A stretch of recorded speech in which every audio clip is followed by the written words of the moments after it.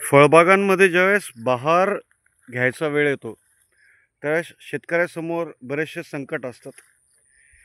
कधी पाणी फोडायच्या अगोदरच अचानक पाऊस येतो, कधी पाणी फोडायचं त्यावेळेस पाणी राहत नाही. अशा बऱ्याचशा समस्या, अडचणी ज्या शेतकऱ्यासमोर असतात. त्यामुळं कधीकधी मोसंबी बागेमध्ये आंब्या बहार फोडताना शेतकरी अडचणीमध्ये येतो आणि कमी फूट असल्यानंतर शेतकरी परेशान होतो. अशा काळामध्ये 2-3 महिन्यानंतर मिरग्या फोडण्याचा टाईम येऊन जातो आणि शेतकऱ्याची भावना अशी असते की चला आंब्या हातात नाही आला पण मिरग्या कमीत कमी आपल्या हातात चांगला येईल, त्याविषयी शेतकरी विचार करतो आणि कशा पद्धतीने मिरग्या बहार चांगला घेता येईल याचा विचार करणं सुरू करतो. आज आपण नारायणगावचे सरपंच अशोक रोडे पाटील यांच्या शेतामध्ये आलेलो आहोत. योगेश म्हस्के सर त्यांच्यासोबत चर्चा करतील की मिरग्या बहार घेताना कोणत्या कोणत्या गोष्टी लक्षात ठेवाव्या, जेणेकरून आंब्याचा जो थोडाफार मार लागलेला आहे तो पण टिकावा, त्याचीही वाढ चांगली व्हावी आणि पुढं मिरग्या पण चांगला फुटावा. दुसरी गोष्ट, मिरग्या फोडल्यानंतर बऱ्याचशा शेतकऱ्यांची ही परेशानी असते की त्यांना आंब्याचं रोटेशन पाहिजे असतं, आंब्या बहाराचं. मग ते मिरग्या घेतल्यानंतर पुढच्या वर्षीचं आंब्याचं रोटेशन कसं करायचं, हे असं पण बऱ्याचशा अडचणी शेतकऱ्याच्या डोक्यात असतात. तर आपण सरपंच अशोक रोडे सर आणि योगेश म्हस्के सरांसोबत चर्चा करूयात ह्या विषयावर. राम राम. राम राम. राम राम अशोकराव. काय काय वाटतं बागेत काय कमी फूट आहे यावर्षी. अच्छा, मग मिरग्याचं नियोजन करायचं. मिरग्याचं नियोजन करावं ना, करायचं. बरं. शेतकरी मित्रांनो, मिरग्याचं नियोजन करत असताना सुरुवातीला आपल्याला झाडामध्ये स्टोरेज असणं गरजेचं आहे. आता काय झालंय, जे आपण आंब्यासाठी स्टोरेज दिलेलं आहे ते फळांच्या रूपात, काही पानांनी, काही जमिनीत डिझॉल्व झालं, याच्यामध्ये निघून गेलं ते. मग आता मिरग्याची तयारी करत असताना, आता आज आपण तारीख आज आहे 7 एप्रिल. तर या महिन्यामध्ये आपल्याला बागेमध्ये रासायनिक पद्धतीनं म्हणा, सेंद्रिय पद्धतीनं म्हणा, सूक्ष्म अन्नद्रव्याचा स्टॉक म्हणा, तो जमिनीतून किंवा पानातून देऊन आपल्याला झाडामध्ये एक मॅच्युरिटी स्टोरेज काडी बनवायची पक्की. आणि ती काडी बनवल्यानंतर झाडामध्ये स्टोरेज आल्यानंतर त्याचसोबत हा जो माल आहे थोडाफार फुटलेला, त्याला पण एक चांगली साईज, क्वालिटी आणि त्याचसोबत काही जे आता वातावरणात बदल झाले, मध्ये एक 4-5 दिवस ढगाळ वातावरण होतं, त्यावेळेस जे बदल झाले त्यावेळेत अनेक रोग बागेमध्ये येऊन जातात. आता काही बागेमध्ये आपण बघतोय तिथं कमरेच्या वरती गवत आहे. मग अशा वेळी जमिनीतून जो दमट वातावरणामध्ये मिलीबग ॲक्टिवेट होतो, हा मिलीबग गवताच्या मार्फत झाडावर येतो. मग याचसोबत परत काही ठिकाणी गवत कटिंग केलेलं आहे, मग ते गवतावरचे राहिलेले रोग परत झाडावर आलेले. मग अशा वेळी आपल्याला बुरशीनाशक, कीटकनाशक, त्याचसोबत काही जैविक पद्धतीनं, समजा आपण मिलीबग बघतो, आता मिलीबगला तुम्हाला इन्सेक्टिसाईडमध्ये कंट्रोल मिळत नाही लवकर. मग अशा वेळी तुम्हाला जैविक पद्धतीने त्याच्यावर कंट्रोल मिळवणं गरजेचं असतं. समजा आपण मेटारायझम, बेवेरिया यासारख्या बुरशाने आपण मिलीबग कंट्रोल करू शकतो. अशाच पद्धतीनं आपलं झाड जेवढं निरोगी करता येईल, त्याचसोबत झाडामध्ये जेवढं स्टोरेज, जो अन्नद्रव्याचा साठा आहे, तो आपल्याला या महिन्यात उपलब्ध करता येईल, त्याच्यावरती आपला मिरग्या बहार अवलंबून राहणार आहे. त्यासाठी आपल्याला काय करायचं, आता स्टोरेज करायचं म्हणजे नेमकं काय करायचं, तर आपण आता झाडामध्ये जेवढं काही दिलेलं आहे ते या 2-3 महिन्याच्या काळात, आपण जेव्हा डिसेंबरमध्ये बाग फोडला, आता त्याच्यामध्येच बरेचसेच बाग डिस्टर्ब झालेले, कारण डिसेंबरमध्ये एक 8-10 दिवसाच्या गॅपमध्ये पाऊस झाला आहे, वातावरण चेंज झालं आहे आणि त्यावेळेस ताण तुटला झाडाचा, तर काही बागायतदारांनी झाडं डायरेक्ट फोडलेली.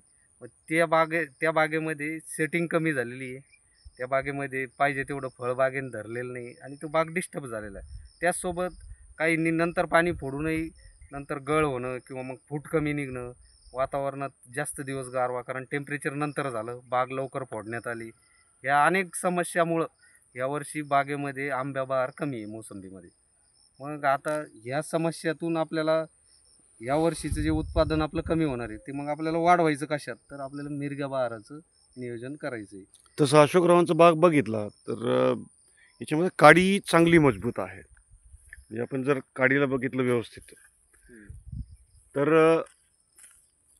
जानेवारीमध्ये ज्यावेळेस बाग फोडला त्यावेळेसच काडी चांगली मजबूत झाली होती, पण डिसेंबरच्या पावसाने थोडीशी गडबड केली होती. आता ह्या मजबूत काडीला आपल्याला मे महिन्याच्या उष्णतेमध्ये टिकवून ठेवून अजून मजबूत करायचं, तर तुम्ही म्हणजे मागच्या वेळेस काडी मजबूत करण्यासाठी काय काय केलं आपण आंब्या बहारामध्ये काडी आंब्या बहाराच्या वेळेस? स्टोरेजसाठी काही त्यात तुमची फवारणी- काडी खूप चांगली मजबूत आहे, ताकद आहे त्याच्यामध्ये. आपलं जे रुटीनचे खत आहे तेच खत स्प्रे.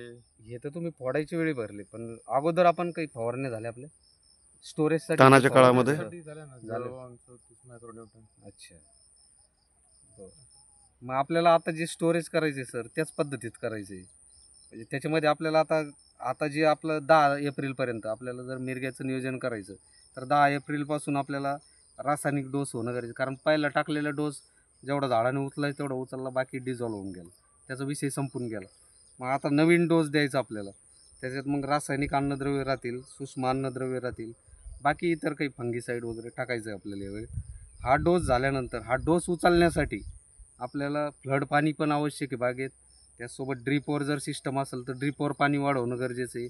आणि हा डोस उचलण्यासाठी अपटेकिंगसाठी काही लिक्विड द्यायचे आहे आपल्याला, जेणेकरून काय होईल, हे जे खताचा डोस आहे तो झाड लवकर घेईल, त्याचसोबत जी वरची फळं आहे झाडावरची ती पण चांगल्या क्वालिटीमध्ये साईजमध्ये राहील आणि काडीमध्ये जे स्टोरेज व्हायला पाहिजे ते होऊन जाईल.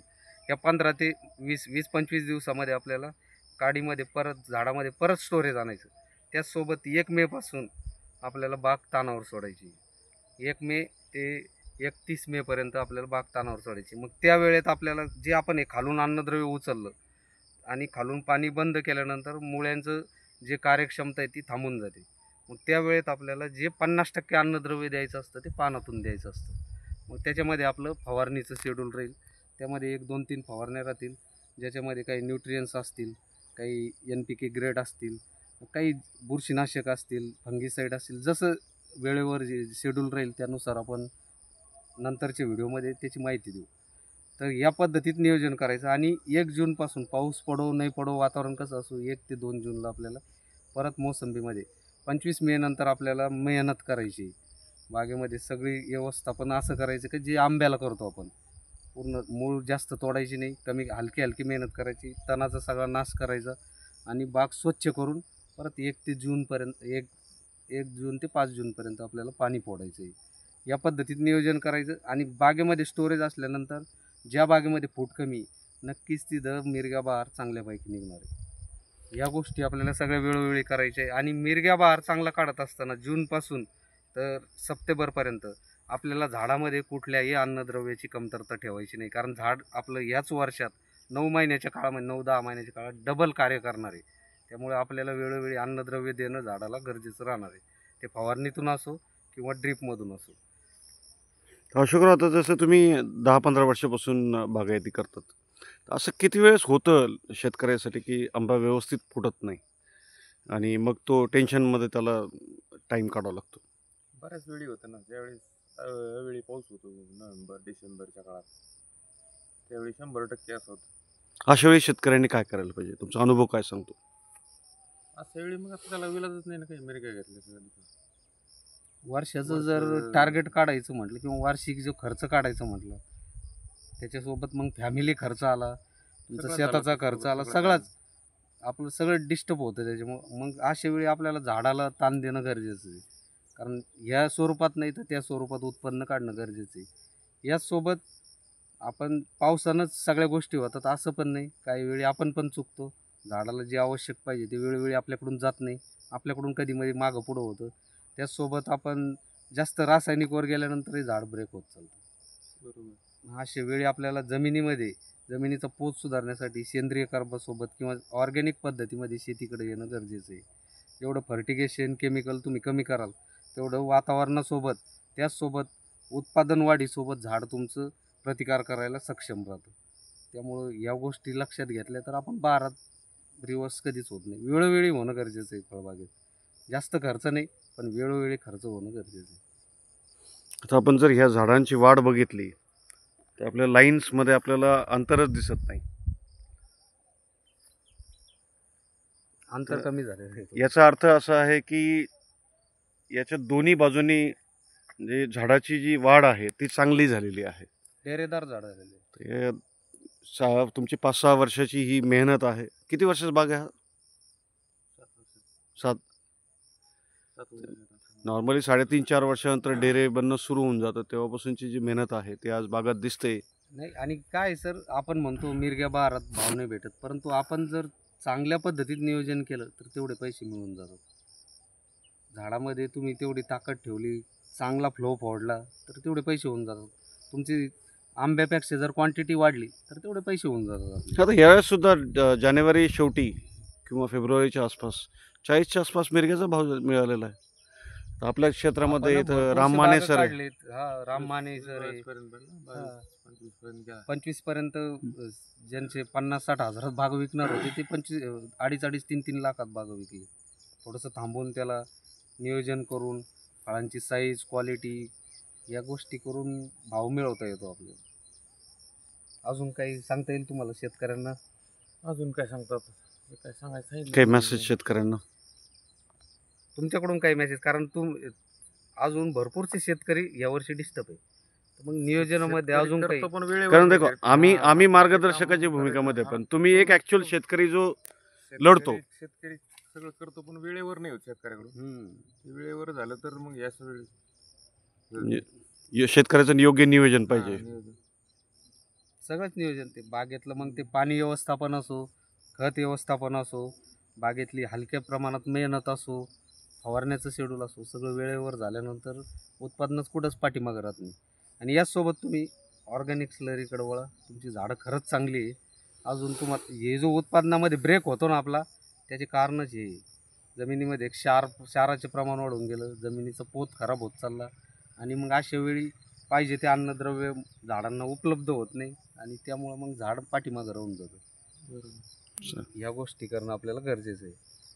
धन्यवाद तुमचं, तुम्ही आलात आमच्या चॅनलसोबत, आमच्यासोबत चर्चा केली त्याबद्दल तुमचं मनापासून धन्यवाद. धन्यवाद सरपंच. धन्यवाद.